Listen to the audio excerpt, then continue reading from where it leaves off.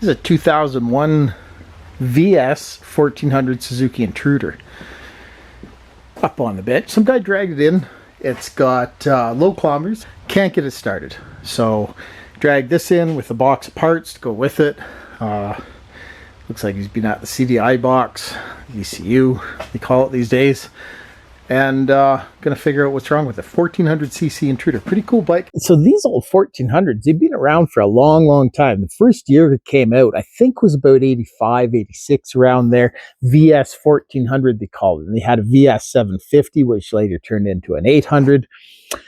And they ran this bike. This is a 2001, and they ran this bike till, my God, I don't even know when, but up into the 2000s anyway, obviously. But then they morphed into, they used the same engine in the C90s and the C50s, and then they had a little LS. It was called LS 650 cruiser thing, single cylinder cruiser thing, belt drive.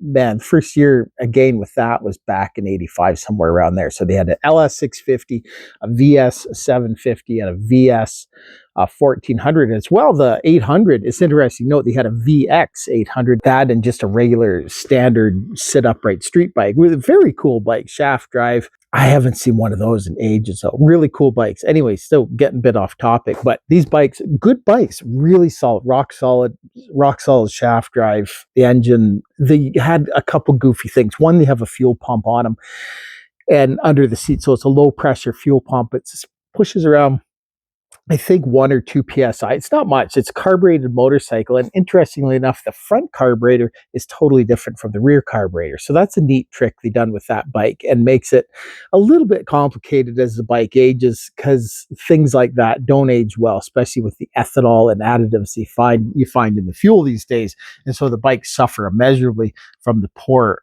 quality fuel we have in North America. Completely eats the carburetors, and two, on top of that, probably obsolete all the parts for the carburetors, the different carburetors front to back. And the VS 800 and 750, they had different carburetors front to back as well. So that's kind of an interesting thing to know if you're in the market for one of these old bikes. Cool bikes, nice styling cues. The drawback had a small little fuel tank. You wouldn't get very far on it, maybe 100 miles, something like that. So that was the biggest drawback, but beyond that, really cool bike. Nice presence, spoked wheels, lots of chrome, dripping with chrome, nice paint. It's a big 1400 V twin, so there's that. This thing came in, it's the guy just couldn't get it running. He couldn't get it running in the spring. He had been driving it the year before, and he's been playing with the ECU. It came with a box of parts down there, so I'm gonna attack it and see what's wrong with this thing. Kind of interesting little motorcycle though. I always have a soft spot for these bikes. First thing I'm going to do, check the basics. You need to check that there's compression, there's spark. This thing, interestingly enough, has a decompression on it. And there's a decompression for the front right up here. Little cable, pulls back the lever, opens the valve slightly, releases the compression, and makes it much easier to start for this dinky little starter you have on the front here. You know how small that starter is. It's massive by today's standards, by the way. You find on sport bikes and big cruisers, that's an absolutely massive starter, but still a small starter for a big 1400. 1.4 liter engine. What happens is that this decompression, here, I'll turn the key on. Where's the key? There we go. There's the key. Here, a little click relay in the back. That's for the fuel pump, which is down here. Low pressure fuel pump. The fuel comes up from the tank, it goes down the fuel pump, back up to the carburetors. There's a carburetor back here, and then there's a carburetor up here for the front cylinder. Well, you got this cable decompression, and what happens is that when you start this thing, as you press the start button, there's a little solenoid, and it pulls on the cable and releases the decompression, because the starter's small, the battery's small, and if you didn't have that, then it really struggled to turn off over this big V twin engine. So we're going to start it and see what it does.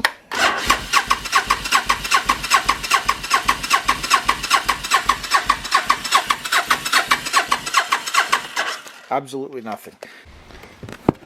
But whenever you see like a mess like this and electrical tape, which obviously that's not the way it came from the factory, then it gets a little suspicious. It's things that you should hone in on. I mean, I like check it out. This, you know, there's like speaker wire under here.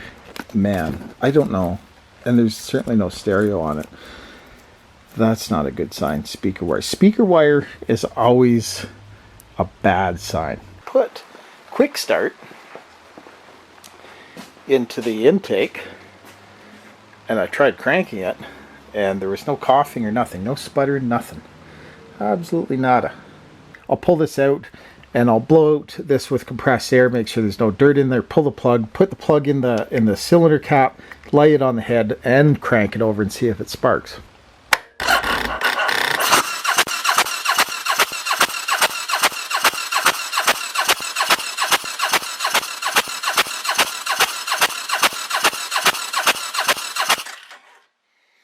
Kind of a weird spark. Got spark, but it's kind of weird. It's not steady. It's best to put it on the charger if you're working on it, because you'll run out of steam pretty quick on these little batteries. It's just a little, I don't know, YTX14 BS or something in there, I'm not sure. But it's got, and to look at where they put the battery, way underneath the rear tire. And so it's a bit of a pain to get to, and it's a bit of a pain to put any contacts to, because you don't want to short it out in the frame. But it is what it is. Because if you don't have a good charge going through your electrical system, then you won't have enough left over for the spark. 'Cause what's happening is that little starter is sucking so much juice from that little battery that there's not enough left over for the spark. So you need a good battery in these things, or a good amperage going through this thing. Not, you know, don't go crazy. Don't put a 50 amp fast charger on it. That's crazy. They take 2 amps, these little batteries, maximum. Actually, UASA recommends 1.2 amps per hour on these little batteries, because they will fry, they will heat up, and they will catch on fire, and they will produce a lot of hydrogen and get hot and this sort of thing. So a good way to burn down your shop, put beyond a 1.2 amp hour charge on that thing. But it needs a good charge, because if it doesn't have a good charge and you're cranking this thing and you're trying to figure out, you know, why something isn't sparking, you're just beating your head off the wall if you don't got a good battery in it. Sounds pretty elementary, but you know, a lot of people overlook that.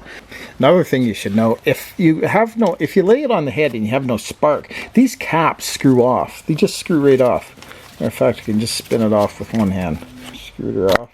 And they just pull off. You notice there's copper wire on there, and they go bad because there's a resistor in here. There's a 5 ohm resistor in here, and that's to do with regulations on radios back in the day. So radio interference, and they put the 5 ohm resistor in there so it doesn't interfere with your radio, which kind of makes it's kind of weird, because obviously this doesn't have a radio. But anyways, that's the logic behind it. They all come with resistors on these caps, and the resistors break down. Then sometimes the caps are bad. So if in doubt, there's a copper wire in here, and then you put the copper wire to the head, and this will have a tremendous spark coming out of it. Like that.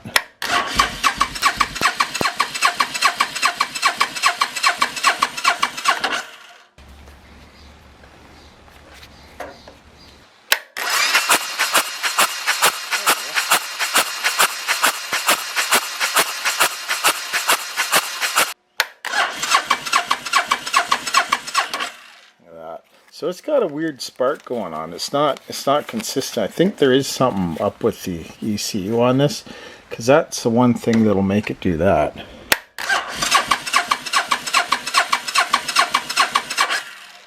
Nothing. Nada. And then the other thing that makes these things do that is the kill switch. The kill switch goes funny.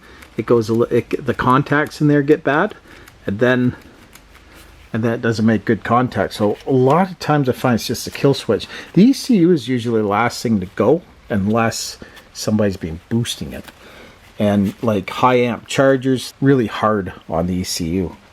Speaker wire, some melty wires in there. That's the main power wire. So we're gonna have to look at a few things on this for sure. I'm gonna clean up this wiring. There's a few melted wires under here. Bad connectors. The connectors, you get loose, and then you get a lot of jiggliness, and then you get a lot of resistance in the wiring, and then it heats up, and then it melts plastic, and that's what you're seeing under the seat here.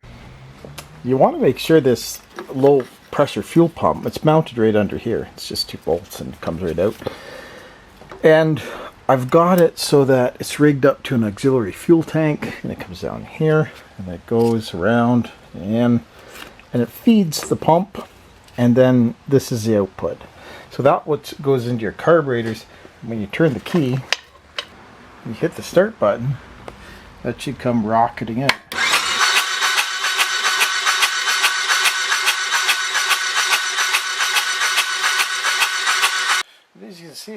feeble, so I don't think it's getting any fuel. I probably have another pump somewhere. I think this one might even fit it. This one here, just need to snip off the connector. It's just a positive and negative, that's all it is. Snip off the connector. You find these on Kawasaki's, Yamahas, Suzuki's, of various. XVZ 1300 comes to mind. Last one I did. I think Vragos use them too. Honda Shadows.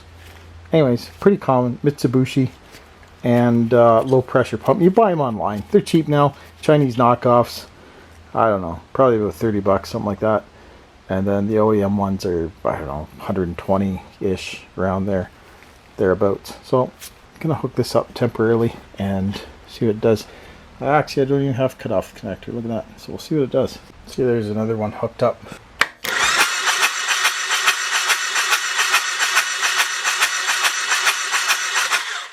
You see, that's quite a bit different. So there is a test on these, and according to the workshop manual, you put this thing into a jar and then you measure how much it's flowing. And but I can tell I've done enough of these. It's just a dribble coming out of the OEM one, so it's not pushing the fuel up, unfortunately. So that thing is toast. I took the fuel pump totally off, and what I'm going to do is I'm going to run this auxiliary tank. It's full of gas, and it comes down here, goes in the line, and then it goes where the fuel pump used to pump fuel into, which is this line, which feeds both the front carburetor and the rear carburetor. So that's the nice thing about carbureted stuff. You can do these little workarounds, right? You can actually work with it a bit. So anyways, here we go. Gonna see if it will start. I'll put the gas up in the air so that it's gravity fed, which is perfectly acceptable for these carburetors, and see if it fires up. I'll get her up in the air, turn the key on. It's a little bit sketchy doing these kind of things, so you got to be careful. It is gasoline, it is flammable, so make sure all your plug wires are back in and everything. I put the plugs back in, obviously.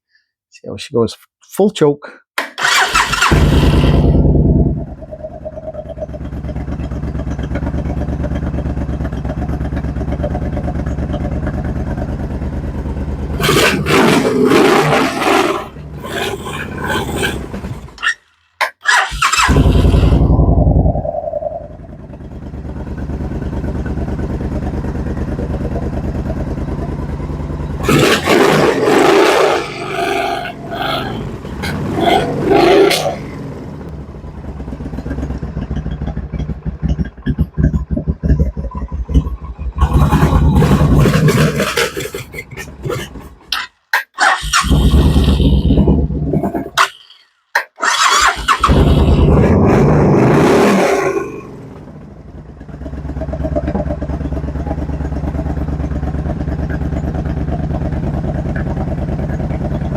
Carburetor synchronization. So that's really important to note. Don't start digging into that or worrying about it until you got other issues sorted out for sure, like this guy done. So he had gelled gas in the carburetors, had to take them all apart, and then now I'm going to do the carburetor synchronization. So I thought I'd do a quick video about how to do the carburetor synchronization on these, because the carburetors are a little goofy on this. And another pro tip is that when you put this thing back together, all the wires and hoses and fuel lines have to go on top of the carburetors as you're coming back, so that when you fit the fuel tank, that these things aren't crammed down and interfering with the linkages on the carburetors, which they will.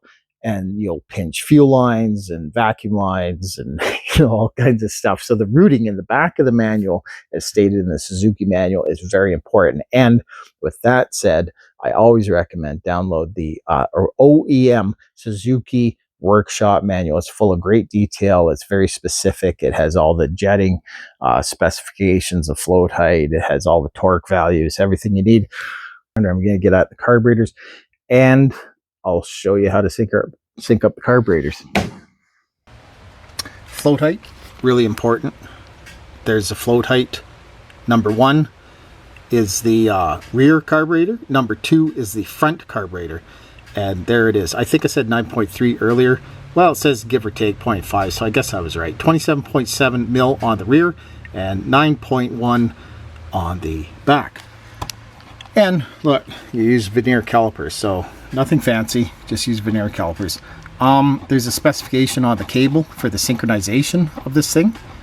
It says you should measure the ends, and the ends should be 18.5 millimeter. 2000 RPM says to balance carburetors, but I don't know. Just let it at idle and balance them out, and you'll be just fine. When you do these carburetor synchronizations and working on carburetors, you got to make sure there's adequate slop in the throttle. So you see there's no slop in this throttle, and when you turn it, there's no slop. And then when you turn it the other way, then suddenly there's a little bit of slop. And the reason it does that is because as you turn it, it pulls and stretches the cables, and then it tightens. These are called Bowden cables. They've been around for about, I don't know, about 100 years. There's an 8 and a 10, and then you undo the lock nut. It's a good start. Undo the lock nut, and then to get more slack in it, you shorten the cable, so you turn it so that you have slop, and voila, you have slop in the cable. So that's how that should go. Otherwise, it's always pulling. It'll pull on the cable as you turn the bars, and your throttle will stick, actually. And so that's why it needs slop. It needs to be free like the birds, and get it nice and loose. There we go. Nice. Then we're going to let it warm up.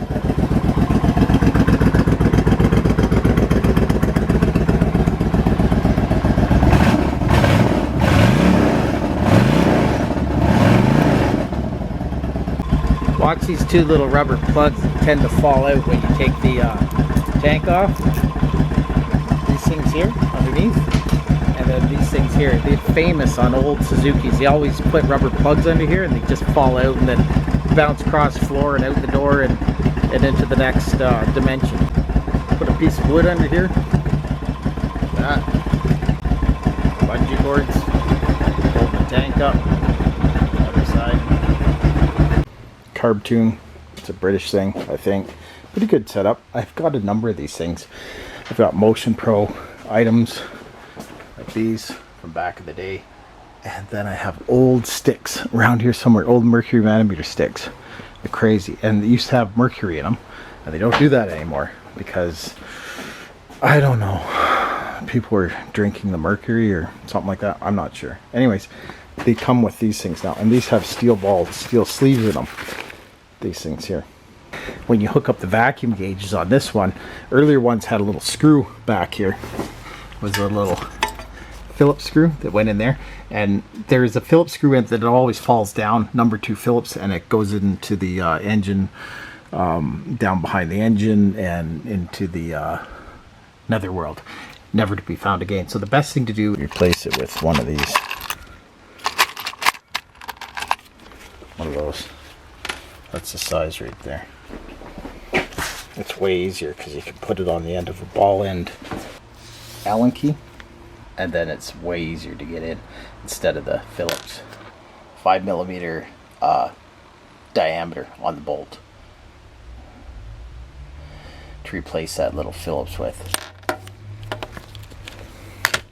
hole. So you used to have to remove that little bolt under there, and you don't anymore. You just plug the hose right into the front. That's for the front, but the rear, they didn't leave any space for it on this one. So in behind here, you have to unbolt the petcock, and then the petcock, by the way, goes in here, and there's this fuel shutoff under here, and you just turn it so it's sideways, and then it's off. And so the best thing to do is take a paint marker, mark these hoses. If you do take the tank off, mark the hoses, because one's a reserve, one's not, and there's a longer pipe on the reserve, and if you get them mixed up, you'll run out of gas, and you'll think you got gas, but you don't. It's actually written right on the petcock, if you're in doubt. Way back here, you can see there's a screw on the carburetor, and that's where you thread in the pipe that will accommodate your second hose for your rear cylinder.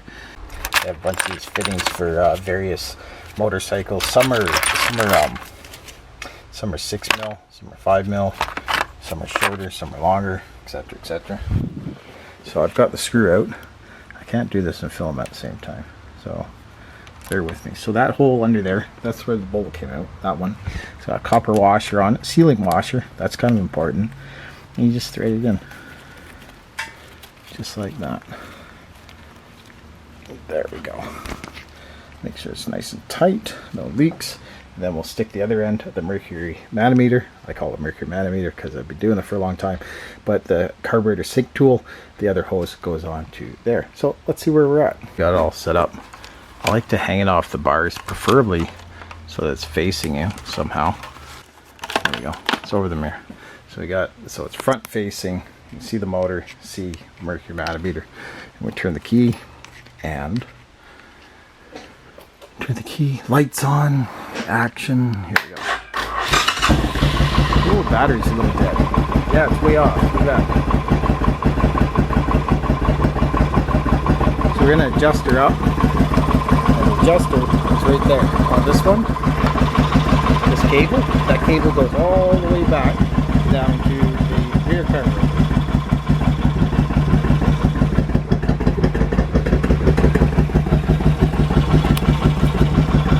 On this side, down there, kind of hard to see.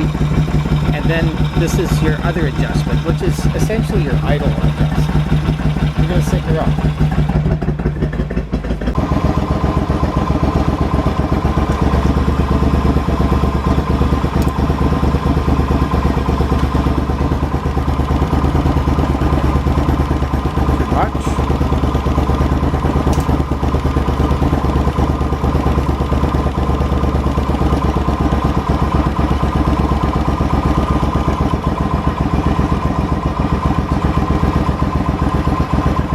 About right. You're not going to ever get it perfect, so don't worry about getting it perfect. There's wear in the carburetors, and the moment you whip the throttle,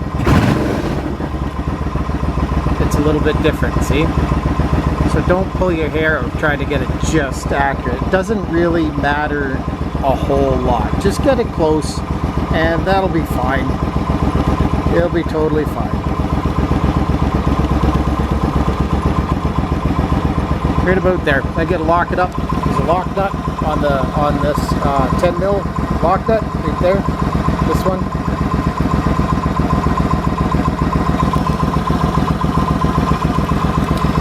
Lock it up. Engine's nice and smoking hot. That's from the brake fluid I spilled on the pipe because this hydraulic clutch was full of rust. So I had to clean out everything last night to get the clutch working. Because when I first tested over this thing, it had no clutch, which is always fun on a 1400cc motorcycle on public roads with no clutch. Anyways, that just about does it. I'm going to lock it up, shut her off. I hope that helped. This is your adjustment nut for the front one, for the synchronization of this motorcycle. And you can see it was off by quite a bit because you can see the shiny part on the nut. See that? So it doesn't take much before it's out of whack, and it was idling too low.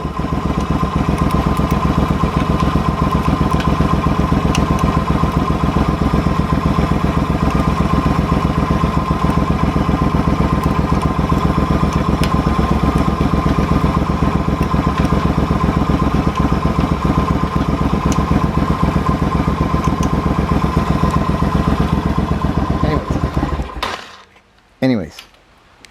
The problem with it idling too low is you got low oil pressure and it starts eating your engine.